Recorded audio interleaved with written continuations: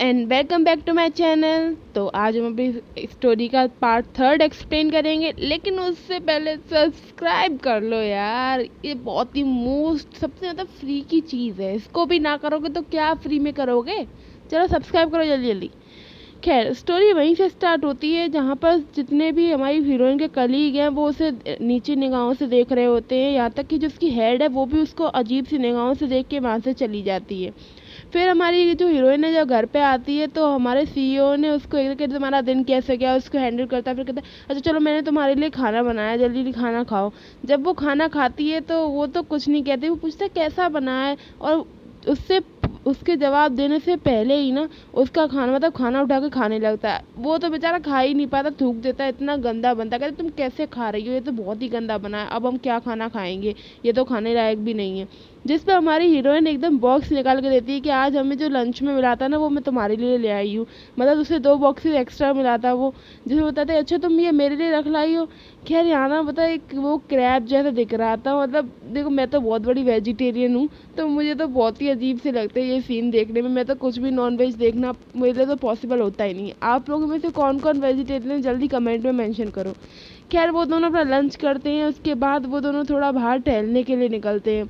जब सीईओ उससे पूछता है कि तुम्हारा कैसा जा रहा है ऑफिस में, कोई प्रॉब्लम तो नहीं है, जिसमें बताती है कि नहीं कोई ऐसी प्रॉब्लम तो नहीं है, बस जो मेरे कलीग्स हैं वो मुझे है ना डिग्रेड करते रहते हैं हर समय, मेरे कपड़ों पे कमेंट करते हैं, मेरे लाइफस्टाइल पे कमेंट करते हैं। जैसे वो कहता है कि तुम्हें भी कपड़े खरीद लेने चाहिए, चलो चलते हैं।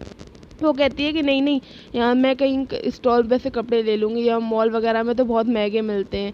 लेकिन जब वो आगे जाती है तो हमारे सीईओ ने कॉल कर दिया होता है, यानी उसने पक्का कॉल करके ये कहा था कि जो कपड़े हैं उन पर डिस्काउंट लगा दिया जाए ताकि हमारी हीरोइन उन्हें आराम से खरीद सके। और वो हमारी हीरोइन से जाकर भी यही कहता है कि ये देखो अभी है ना इस पर बहुत बड़ी सेल चल रही है, जल्दी से हमें चलना चाहिए। और वो दोनों तुरंत ही मॉल के लिए निकल जाते हैं।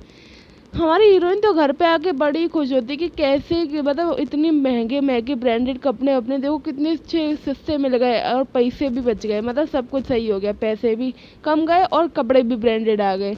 ये सब बोल ही रही होती है, तभी वो सीईओ कहता है कि अच्छा तुम 1 मिनट रुको मैं अभी आता हूँ। और वो जब जाके आता है ना तो उसके लिए एक चीज़ लाया होता है, चीज़ मतलब उसके लिए केक लाया होता है, क्योंकि आज हमारी हीरोइन का बर्थडे था। हीरोइन तो बड़ा पता है वो कैंडल फूकने से पहले ही इमोशनल हो जाती है, कहते आज तक मेरे लिए ऐसा किसी ने भी नहीं किया है।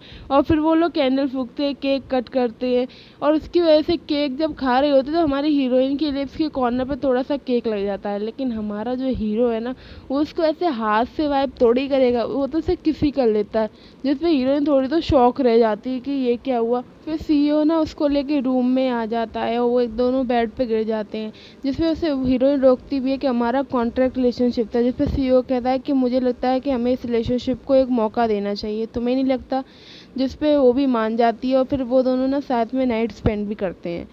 खैर अगले दिन समय ऑफिस का सीन दिखाया जाता है जहाँ पर ना हमारी हीरोइन पहुँच ही पाती होती है, लेकिन थोड़ी देर बाद वहाँ पर एक और लेडी आ जाती है, उसके साथ उसकी फ्रेंड भी होती है, और वो हीरोइन को आते आते ही तमाचा जड़ देती है और कहती है कि तेरी हिम्मत कैसे हुई मेरे पति के साथ अपना चक्कर चलाने की, तुम समझती क्या हो अपने आप को। जिस पे हमारी हीरोइन उससे कहने की कोशिश करती है कि तुम क्या बोल रही हो, मुझे कुछ समझ में नहीं आ रहा। कुछ समझ में नहीं आ रहा, एक तो मेरे पति के साथ चक्कर चला रही हो और समझ में भी नहीं आ रहा।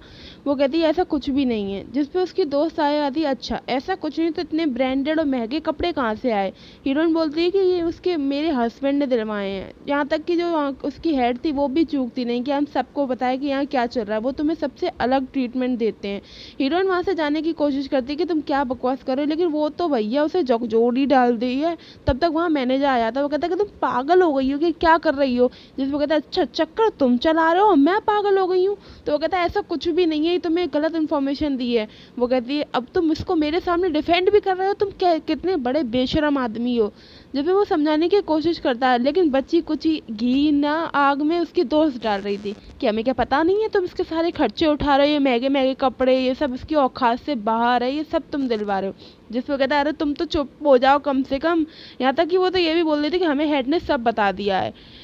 खैर वो ना बहुत समझाने की कोशिश करता है, लेकिन वो लोग ना उसकी एक भी नहीं सुन रहे होते हैं। फिर आखिर में जाकर ना उसको भी चुप ही होना पड़ता, वो कुछ बोल ही नहीं पाता और हमारी हीरोइन फिर से अकेली रह जाती है। उसे समझ ही नहीं आ रहा था कि अब क्या करूँ, वो अपने आप को कैसे इनोसेंट प्रूव करे।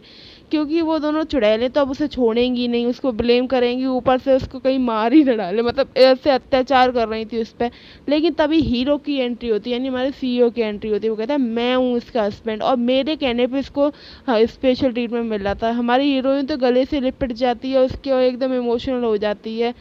खैर आज इतना ही है, क्योंकि आज इतनी वीडियो रिकॉर्ड हो पाई थी किसी रीज़न की वजह से, तो आज इतने एक्सप्लेनेशन रहने देते हैं हम कल। लेकिन उससे पहले चैनल सब्सक्राइब कर लो, सबसे फ्री चीज़ें जल्दी से कर लो, ठीक है। Bye bye, take care, tata, जो भी आप समझो, अलविदा।